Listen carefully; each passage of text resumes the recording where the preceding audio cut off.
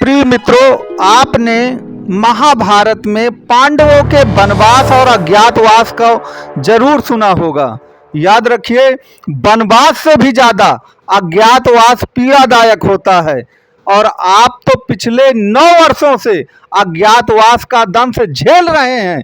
पांडवों ने तो केवल 1 वर्ष का अज्ञातवास पाया था, लेकिन आप तो पिछले 9 वर्षों से अज्ञातवास की मार झेल रहे हैं और मारे मारे घूम रहे हैं।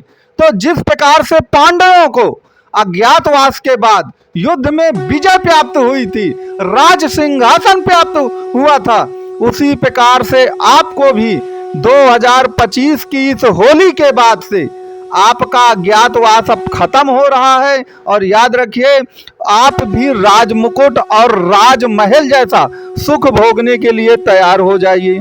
9 वर्षों से जो भी आपने पीड़ा सही है, दुख कष्ट झेला है, वह सभी प्रकार का अज्ञातवास जो है अब आपके जीवन से जा रहा है। अब आप पूछेंगे कि वो क्यों जा रहा है, तो याद रखिए, आपकी कुंडली में जो भी मिथुन राशि के जातक हैं, उनकी कुंडली में एक ऐसी विलक्षणी खगोली ज्योतिषी घटना हो रही है जो शायद शताब्दियों बाद ही कभी आती है। तो अब वह खगोली घटना क्या हो रही है, इसके लिए आप पूरा वीडियो जरूर लास्ट तक देखते रहें। तो मित्रों, आपको बता दें कि इस कलयुग में आपको बताया जाता है कुंडली में कि केंद्र और त्रिकोण सबसे इंपॉर्टेंट स्थान है। तो कोई लग्न को बताएगा, कोई भाग्य को बताएगा, लेकिन याद रखिएगा, इस कलयुग में सबसे इंपॉर्टेंट अगर भाव कोई है तो वह चतुर्थ भाव होता है। और आपके लिए सबसे बड़ी खगोलीय घटना यही हो रही है कि 2025 के होली के बाद आपके ज्यादातर ग्रहों की दृष्टि, बल्कि 9 में से 9 ग्रहों की जो दृष्टियां हैं, वह आपके चतुर्थ भाव में जाएंगी। तो जो 9 वर्षों का अज्ञातवास आपको मिला था, 9 वर्षों तक आपने दुख और कष्ट झेले हैं, यही 9 ग्रह मिलकर जिन सब की दृष्टि आपके चतुर्थ भाव में जाएगी, आपके सारे कष्टों को नष्ट कर देंगे। तो कैसे नष्ट कर देंगे, याद रखिएगा, होली के बाद तुरंत बाद मान लीजिए 15 या 16 मार्च के लगभग ही आपको क्या होने वाला है कि राहु, बुध, शुक्र और सूर्य, चंद्रमा, ये सभी ग्रह आपकी मीन राशि में विचरण करेंगे। और आपको तो मालूम है कि हर ग्रह की जो दृष्टि होती है वो सप्तम दृष्टि हर ग्रह को प्राप्त है, प्रत्येक ग्रह को प्राप्त है सप्तम दृष्टि। तो मीन राशि से बैठकर ये जो 5 ग्रह हैं, सूर्य, बुध, राहु, शुक्र, ये सभी ग्रह कुल मिला के आपके चतुर्थ भाव को देखेंगे। अब मैंने क्यों कहा था कि चतुर्थ भाव इस कलयुग का सबसे अहम भाव है। क्यों? क्योंकि चतुर्थ भाव आपका मन है। और आप तो जानते हैं कि मन से जो व्यक्ति टूट जाता है वह जीवन में कुछ नहीं कर पाता। तो सबसे पहले तो मन की शक्ति आपको मिलेगी। जो आप टूट गए थे, मुरझा गए थे, आपको लगता था कि बस अब जीवन में कुछ नहीं होने वाला, हम यूं ही मारे मारे घूमेंगे, लोग चाहे जितना कुछ बताते रहें कि अच्छे दिन आने वाले हैं, ये हो जाएगा वो हो जाएगा, लेकिन भाई हमारा तो कुछ नहीं होने वाला। आपके मन में ऐसे ही तो विचार चलते रहे हैं। लेकिन याद रखिए, जब सभी ग्रहों की दृष्टियां एक ही भाव पर जाने लगती हैं तो वह भाव पूरी तरह से एक्टिवेट हो जाता है, बल्कि ये कहिए कि उस भाव पर महाविस्फोट हो जाता है और सभी प्रतिफल उस भाव के मिलने लगते हैं। तो मन तो आपका मजबूत ही होगा, लेकिन इसके सिवा यह भाव जो होता है आपका, वह भूमि, भवन, वाहन का भी होता है।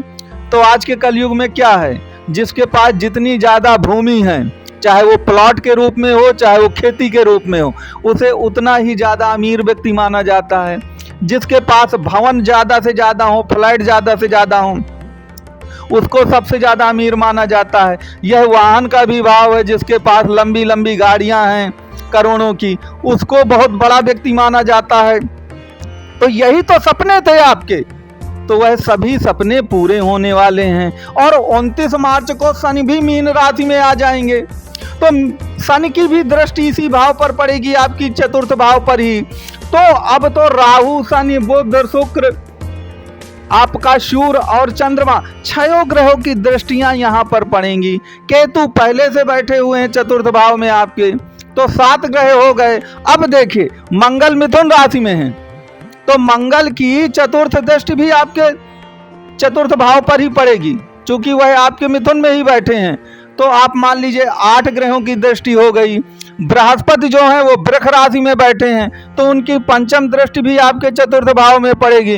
तो 9 के 9 ग्रह जो हैं वह अपनी दृष्टियां जो हैं चतुर्थ भाव में डाल रहे हैं। और याद रखिएगा चतुर्थ भाव में एक महाविस्फोट होने जा रहा है। ऐसा विस्फोट जो आपकी जन्म जन्मांतर की जितनी भी आपकी एम्बिशन है, आपकी ख्वाहिशें थी कि मेरा ये सपना है वो पूरा हो जाए। भाई ज़्यादातर लोगों का सपना क्या है कि उनको बढ़िया घर मिल जाए, बढ़िया फ्लैट हो जाए, बढ़िया वाहन मिल जाए। और याद रखिए धन इन्हीं से मिलता है, क्योंकि आजकल आप जमीनों के दाम तो जानते ही ना कहाँ से कहाँ पहुँच गए हैं। और अगर भूमि से संबंधित आपका कोई विवाद चल रहा है तो याद रखिए ये वो समय होगा जो उसको सॉल्व करने के लिए आपके लिए सबसे बेस्ट टाइम है।